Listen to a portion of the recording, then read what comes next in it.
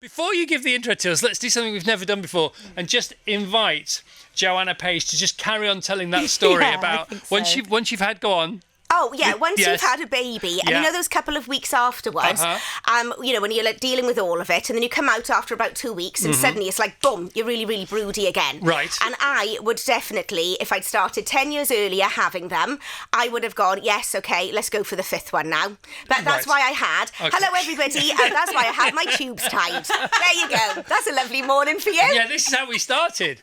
I mean, you know, you say you'd have had a 5th, but if you started early, you'd have had probably more than 5. Well, I probably would have had more than 5. What would you say the maximum you would have had is? Maybe 5. Because 6 suddenly seems a bit like, oh my gosh, it's Christmas. The house is so full. Right. Maybe 5 because I've got 4 now. Yeah. And I could have gone for another one. It's like bikes, isn't it? Do you know the rule about bikes? No. You have. Oh, there's a rule about bike. There's the golden rule about if you're like a biker, a cyclist. There's a golden rule about how many bikes you should have.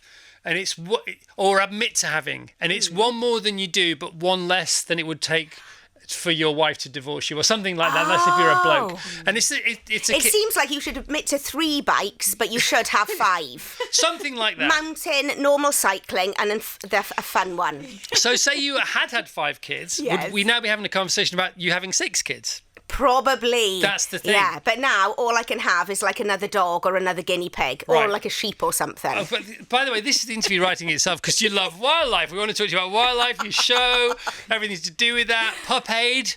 Oh my gosh. We're getting WhatsApps about you being at Pup Aid and being so brilliant and moving and emotional at Pup Aid.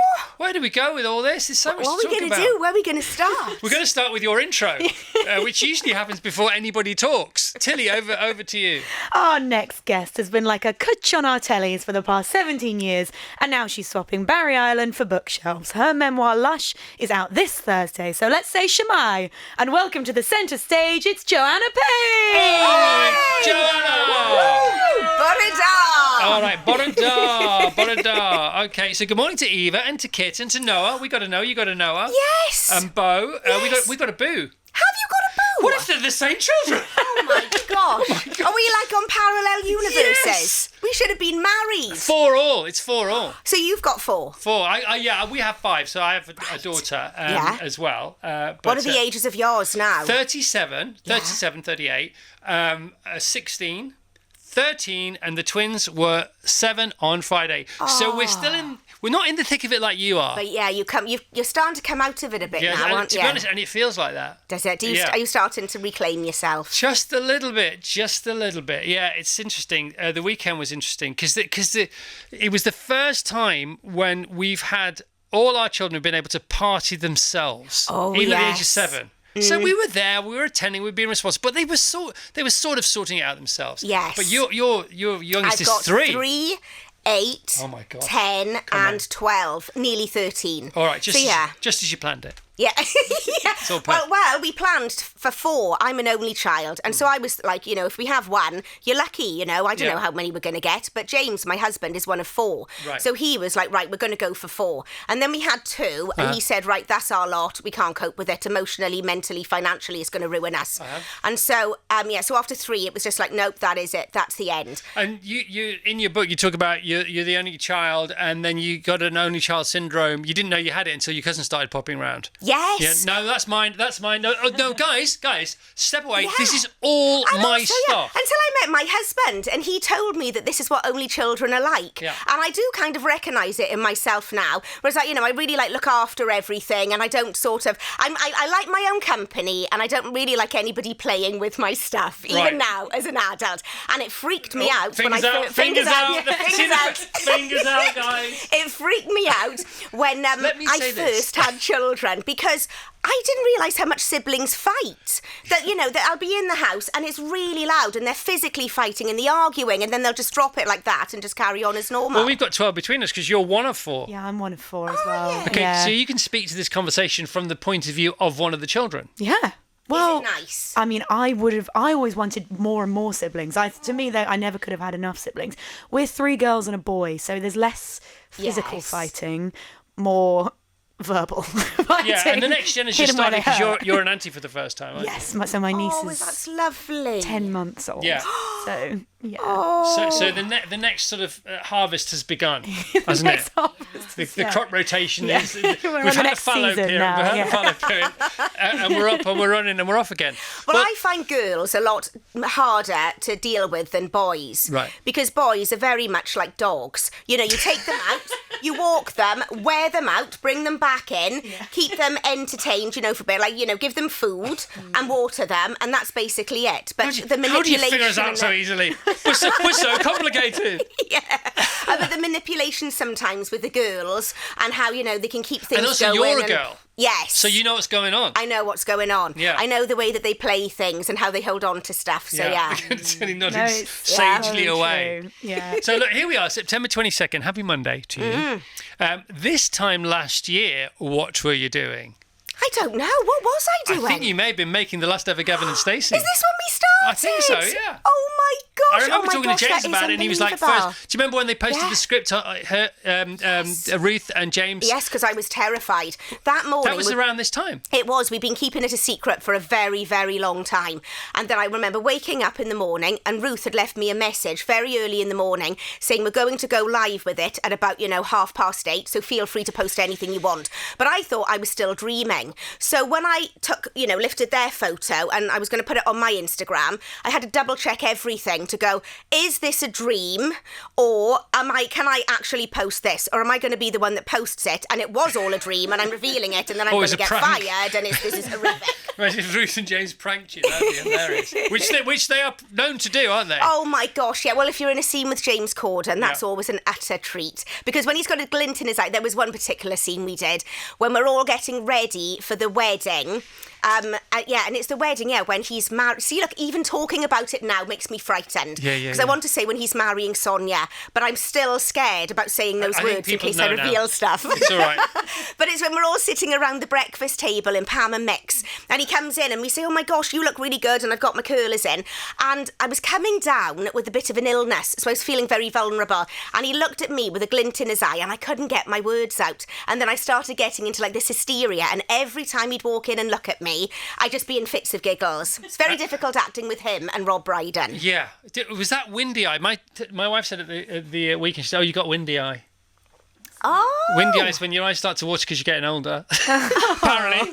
I think she says, well, you are getting a bit more windy eye than you used to. It's like, that's true. Who wants windy eye? Yeah, I don't want windy this was eye. different. This was different. This was laughing eye, but I have been known to have a bit of windy eye as well. So this time last year, you were preparing that show that is now the most watched show, the most winning show ever on British TV. How has it been? Has it calmed down yet? Has it settled down yet? Have you moved on yet? Have you achieved closure? Well, it's strange, isn't it? Because, I think writing this book sort of gave me a bit of closure, because it's been such a long period in my life, starting Gavin and Stacey in 2006, and then finally, for the only time, drawing a complete line underneath it in 2024. Yeah. And that, for the first time ever, gave it closure, because even though we weren't filming for all of these years, it's always on TV, and, people talk about it so much, which is just really lovely. So I don't think there'll ever be complete closure, but this was like a huge end to the chapter of a certain part of my life. End to the chapter. It's all about a book. The first chapter, what a story. You and I were talking about this beforehand, weren't we? So the best job you never got. Yeah, that's so true. The best job I didn't get. Would you like to tell everybody about it? Well, I've been out of work. I've been working since coming out of RADA quite successfully, and then suddenly it all dried up. And I went for about, I think it was about a year or something, having no work. Auditions coming in quite infrequently, but then suddenly it was the audition for Dirty Dancing the musical.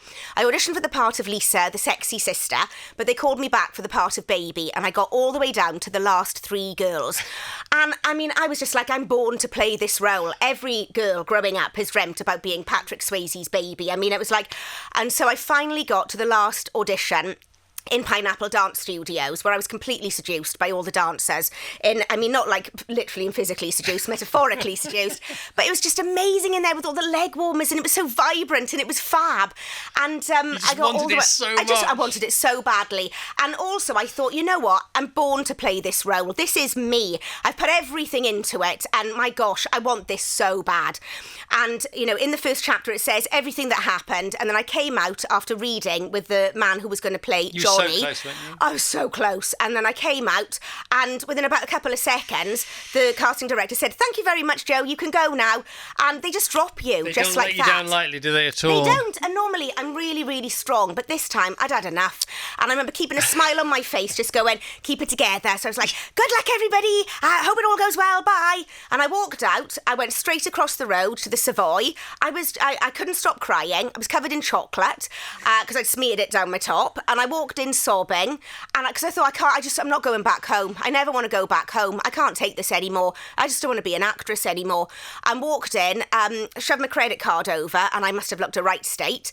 Got myself a room, went up, I took all of my clothes off because I was sweating pints, and then I just sat there in the towel after having a shower, and I drank all of the minibar. I ate all of the food in the minibar, and then I watched John Prescott doing a speech on the TV. Don't know what he was talking about, but I just remember. Prescott, you said. Full-face Prescott. And then the next day I wouldn't go home either, just walked around London, went back home eventually and said to my husband, that's it, I'm done. Yeah. And then 2 weeks later, my agent phoned and said, I've sent you a script. It's a sitcom about a Welsh girl who falls in love with a fella from Essex. I think it's quite funny. Give it a read. And I opened the script, and it said Gavin and Stacey. Opened the script, started reading Stacey, and thought, oh my gosh, this is my world. This is me. This is my voice. And I thought, if I don't get this one, if somebody who's just got... I must check into the Dorchester. I really can't afford these three knockbacks. If I don't get this, I cannot afford another suite at the Savoy. Let's just put a pin in that. So you weren't like rich at the time when you checked into the Savoy. You just tell us about, because we're thinking, okay, no, great, good. None of us would have done that. We would have all wanted to say, what the heck? Bring on the Savoy. I walked out, and Pineapple Dance Studios is in Covent Garden. Right. So I walked out and I was crying. Yeah. And I just walked through the streets, and then I got onto the Strand. And I just stood there, and then a taxi went past, and it had a poster thing along the side for Dirty Dancing. And I just remember standing there, just thinking, I don't know what to do. I don't know where to go. I was just completely lost, and I thought, I'm not going home. I'm not going home.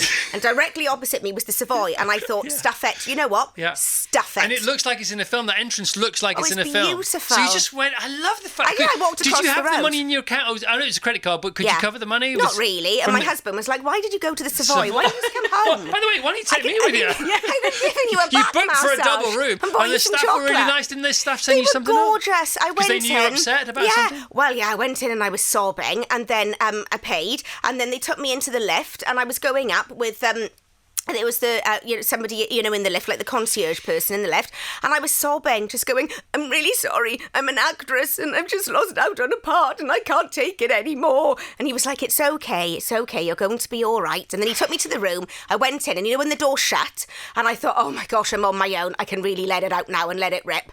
And I was sobbing, and then the door knocked, and they brought me up some chocolates, and I had to sort of, half of me was like, give me the chocolate, and the other half was like, oh my gosh, I'm in a right state, pull yourself together, this is so embarrassing. But they were really lovely. You're so good at telling these stories, and there's so many of the stories in the book. You've got to take this on tour. You've got to do a talking tour of the book, because these stories are gripping. There are a lot of stories. If you want to know what it's like to be a young girl who leaves Swansea, gets herself into RADA, which, I mean, that in itself, there's 2 chapters on that. That was horrific. Yeah, I couldn't. When I saw the RADA years, I thought, okay, this is going to be good. And then the next chapter was the rest of the RADA years, or the other half, or whatever it's called. Yes. RADA got 2 chapters. RADA got 2 chapters. Gavin Stacey only gets 2 chapters. RADA also got 2 chapters because it all went on. Yeah. Oh my gosh. So Tilly, you were talking about not the gap year as a student might experience, but the gap years, and you refer to the gap years as what? Well, I went to uni in Cardiff. Yes. And obviously I'm a huge Gavin and Stacey fan. Honestly, a big influencing factor to going to uni in Cardiff. But Chris asked, were they ever filming Gavin and Stacey when you were in South Wales? Massive fan. Oh my gosh. And sadly, no, I was in the gap because there was a Christmas special 2019. Yes. And then there was Christmas special last Christmas, and I went to 2024. uni in the middle of that. Oh, so I missed that's it. a gutter. But I did go to Barry Island many At which point I time. said, is Barry Island really an island? And then we got into a whole... And- I Yeah. don't think And you don't so. think it is? No, it's not an island. It's part of Cardiff and everything. It's got the most beautiful beach. Are you sure? Well, to be honest with you, right, I'm It is not called sure. Barry Island. Because I'm the sort of person that, no, it's not separate. But as I'm being quizzed on it, it makes me panic. It makes me want to I'm go, sure is it you're separate? right. No, it's not. But it's quite punchy, isn't it? If you live in Barry or you're in charge of Barry tourism, let's just call ourselves Barry Island. Well, because Barry people have Island. never been here before, they just presume we're an island. And who doesn't want to go to an island? It's Yeah. true, isn't it? And also, you've got the fairground rides, you've got all of that going on, the chippy and all of the ice cream. So it basically is a world of its own. I mean, what's Gavin Stacey done for Barry Island? Oh my gosh, it's been amazing. Is there a museum there or a theme park? Or No, just get yourself down to Barry Island. I mean, you can see us on the side of, all of the cafe and everything. We're all, Have you obviously, I've had my picture have by that have you had cafe. a brekkie in the cafe? Have you had Yeah, a sausage roll? absolutely. What's Swam the in best the thing you can get in the sea. cafe in real life? Oh, ice cream. Always ice cream. Oh, Do you know, scoops. right, I've never, ever been down to Barry Island when we're not doing Gavin and Stacey, right? Hmm. And I went down there recently and I was very excited because on the side of Marco's, there's, that thing which has been put there of all of us standing Yeah. there, and there's a gap in between, I think it's me and Matt. And for the first time ever, I went and stood in my gap. Round of and I applause. was, Round of applause for that one. I was 29. Thank you. I was 29 in the photo, This is great. and I stood in the gap when I'm 48, and I tried to do the same pose. And I half loved it, and half was quite freaked out. This is great. This is like Richard Hammond trying to buy his old car back and having to pay a premium because he once owned it. Oh my It's God, the same I kind love of story. that. It's a true story. Yeah. There's so much in the book. You can pick from this. So headlines. Do you really still cry when you go past your old house? Oh God, I do in Treborth, You can pick from that. Was Johnny Depp really too beautiful to talk to? Yeah, you can pick from that. Yes, gorgeous. Forget emotional support dogs. Bring on the emotional support hamster. Oh yes, Which Tarzan. do you want to go for first? Oh my gosh, Tarzan! I was having such a terrible time in RADA. It was really, really awful. It had been 2.5 years of just sobbing on the phone to my parents, and then I came home to Swansea, and I thought, right, okay, I'm going to go and buy myself a hamster, and I went and I bought Tarzan, and he came to live with me in RADA. You snuck him in. I snuck him in, and then my dad would send me massive big boxes full of, like, You've Been Framed on DVD, cockles in jars, pickled cockles, chocolate, and I couldn't eat all of it, so I put it in a suitcase underneath my bed, like loads and loads of things of chocolate, and then I'd let Tarzan, he'd have his home and everything, but I'd let him out and he'd roam freely around my bedroom, and then you'd find him in the suitcase underneath the bed, and you'd hear like this little... And I'd lift up the suitcase and Tarzan would be in there and he'd be like eating chocolate much and to talk stuff. about. You seem like you have the best mum and dad in the world. Oh by the my way. gosh, they're wonderful. I think they're listening this morning. Oh, Hiya, hello, Mum and Dad. Mum and Dad. Oh, gosh. They were wonderful. They had to put up with a lot, though. I mean, imagine me on the phone sobbing for, about 3 hours And your dad every used to send you single care night. packages and any Yes. tips that he made at the Yeah, garage? all or of the whatever tips it that was? he made at the garage. I don't even think that Mum even knows about this, but all of the tips at the What's in the garage, book? she knows now. He'd put in an envelope and he'd send up to me, and he kept doing that for quite a while after I'd left as well. Until in the end, I said, right, you don't need to send them to me anymore. But they were just wonderful, absolutely wonderful. What about this for everybody's? Sometimes your memory plays tricks on you. What about the fact that Love Actually was before Gavin and Stacey? Yes. What about that? Well, I kind of think, thank goodness, because, can you imagine if it was after? Everybody'd be like, oh my gosh, look at Stacey in flagrante. My God. But you didn't audition for the part that you eventually played. No, I in went Love for the Actually. part of Sarah, which was played by Laura Linney. And I went to meet and they said, you're not right. You're just not right for it. But they said, will you come back and read for the part of Judy? And when the script had been sent to me, I'd read it and my words were, oh my gosh, I pity the poor person who's going to play, John and Judy. How on earth are you going to do that? And then I found myself going in to read for that part. And it was, the audition was absolutely fine. I had to be, funny, and they're incredibly innocent. And actually, that's very easy to play. I know you're in the nude, but you're completely innocent, and it's all about them, just getting to know each other. And I think actually the read-through of that was scarier than filming the nude scenes, because finding myself opposite Hugh Grant, Emma Thompson. All the ledges. All of it. Claudia Schiffer. Liam Neeson. Liam Neeson. Yeah. Oh, my goodness. He was very good to you, wasn't he? He was really lovely. He came up to me before my first day of filming, and he said, look, I know everyone's being lovely and they're really looking after you, but watch yourself, okay? You don't do anything more than you want to do, and you just make sure that you just, be careful and you look after yourself. He was wonderful, but I didn't really take it on board because I was just drowning in his eyes and his accent and just thinking, oh my gosh, Liam Neeson is absolutely beautiful. You talk about a lot of intimate parts in the book, don't you? Yes, and yes. There seems to be there was definitely a time. There was before intimacy coaches and after intimacy coaches. Yeah. When did you work with your first intimacy coach, and what difference did it make, and does it make nowadays for everybody's safety and security? The first time I worked with an intimacy coach was on Men Up, which was filmed, oh my gosh, only about a couple of years ago, wasn't it? And it was all about the first Viagra trials. And that's the first time I've ever met an intimacy coach. And even though I didn't have to do any sex scenes, all I had to do was be the nurse who was meeting the men and talking to them and saying, you're going to take Viagra, this is what the tablet is. And they were just wonderful, talking me all the way through it. Do I feel comfortable? They're on set for all of the men. And I don't know, you just kind of feel like somebody's got your back and you can use them as much or as little as you want. Yeah. I mean, you can still go on set and talk with the other actor, that you're close with and go, right, come on, let's just, see how this goes. Because, I mean, whenever I've worked with Matt on Gavin and Stacey, we know each other so well now and we feel so comfortable with each other that if we, on the last one had to do any kissing stuff or the whole thing with Stacey, wanting to be a bit, with her glasses and all of that, we very much just sort of felt it and we were like, oh, come on, let's go with this, and because we feel comfortable with each other. And but safe. and you feel safe. Yeah. But it's having somebody there who can talk through things with you and choreograph it if you want, or say, so you can use them as much or as little as you want. But in the 90s, you didn't have anything like that. You turn up on set and you basically, you had a chat and you read the scene and then you just went into the room and you got on with it. And I mean, in one particular bit, we talked through it, and we're just supposed to be sort of sitting on a bed and kissing. And then before we did the scene, I remember the actor went off and was chatting with the director, and I wasn't included in that chat. And then we started doing the scene, and I suddenly realised that, my top was trying to be taken down. And my first thought was, oh my gosh, not on the television. I will not get my boobs out on the television. And then I just had to fight really to keep them in. And then whilst all of that was going on as well, there were loads of movements and stuff happening that I suddenly realised we were doing more than kissing. And I wasn't even shocked or upset about it. I just finished the scene and then they said, right, okay, let's go again. And I just carried on and sort of fought my way through it again. And then we did it, a good few times, and then we got the take that we wanted, and then we carried on. And I wasn't upset or traumatised or didn't ever really think anything much about it, because that's the way that it was, really. Far better then to be able to cash your own boyfriend as a one-night stand partner. Oh my God. I know. My husband that gets rid of all the issues, doesn't it? Yes. What happened there? Well, it was kind of worse. I did this film and they said, you're having a one-night stand. Yeah. Can James come in and be your one-night stand? So I said, yeah, okay, that's absolutely fine. And then we found ourselves in bed with the crew all around us. He was in a flesh-coloured thong. I mean, God love him, I don't think he was expecting this when he said he'd do it as a favour.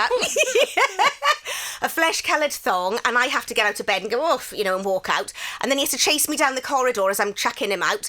And I just remember standing there and looking down the corridor and seeing my husband naked, apart from a flesh-coloured thong, psyching himself up to be angry and get into character. But he just looked like a very sad vision of, the Terminator, when he appears and he's naked and he's bent over, but then he stands up and he's all powerful. It's not the James I know.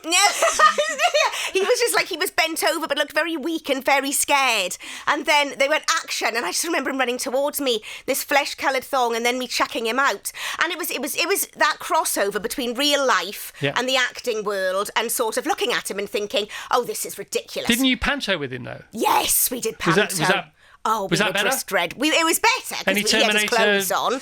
No, but there was one time when he came on to make me giggle, and he came on as it was Cinderella, and when the old lady who's the fairy godmother, she comes on with the cloak over her head, and to make me giggle, because when you do panto, there's lots of japes which go on, and I went to talk to the old lady and was like, oh, old woman, are you all right? And she looked up, and it was my husband under there.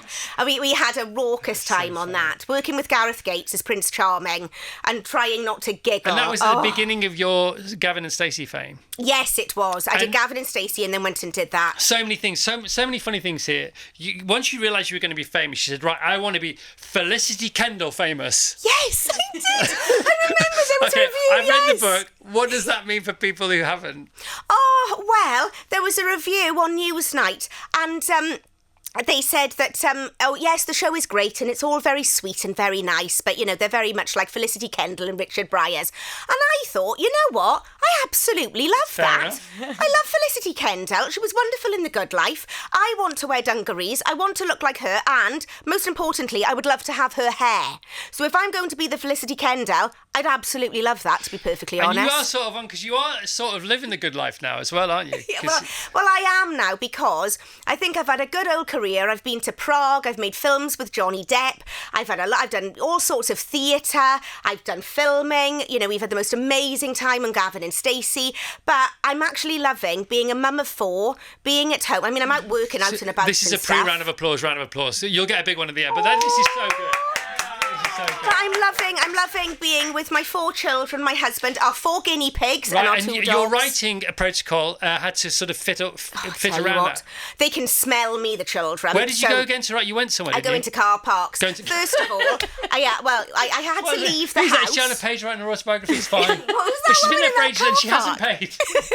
I would go to pub car parks, yes, and I would go there and write until about 1 o'clock in the morning. Then I'd drive to another car park because I think, I'm looking a bit dodgy now. So I go to another car park and then I'd write till about 5 in the morning, come back home, park outside the house because I couldn't go in because they'd smell me. And I did that until I nearly had a breakdown. Car park crawl. Car park crawling. Thank God for car parks. So much in this book. What a fun read. What a riot. What an absolute riot. It's so cool. I mean, so many more questions. Is Johnny Depp too beautiful to talk to? Oh my gosh, absolutely. I've never seen. Just too beautiful to talk to. Too beautiful to look at. You said I didn't really fancy him. He wasn't. But then you saw him in the flesh. I've never been fussy about his. I mean, yes, he's incredible, but I've never been a fan or a massive fan of his films or of him or fancied him. How come he's so extraordinary in real life? Everything is symmetrical, and his bone structure. He's got hair like Jennifer Aniston. He's very charming and a lovely man, but incredibly good looking. And I had to turn my back. Not even too good looking to talk to, but too good looking to even look at and face. I had to put my back to the man. And we haven't even mentioned the gallbladder. All right. Oh my God, my gallbladder. Joanna, thanks so much. I know you're going to be busy doing this. Good luck with the whole great book. Oh, thank you so much. There you go. Autobiography Lush is out now. We got to go. Back tomorrow, 6:30 a.m. The Chris Evans Breath Show with the National Lottery and Tilly and Jane and Frank and Anon Showbiz. John and Owen. Goodbye, everyone. Have a great Monday. Bye.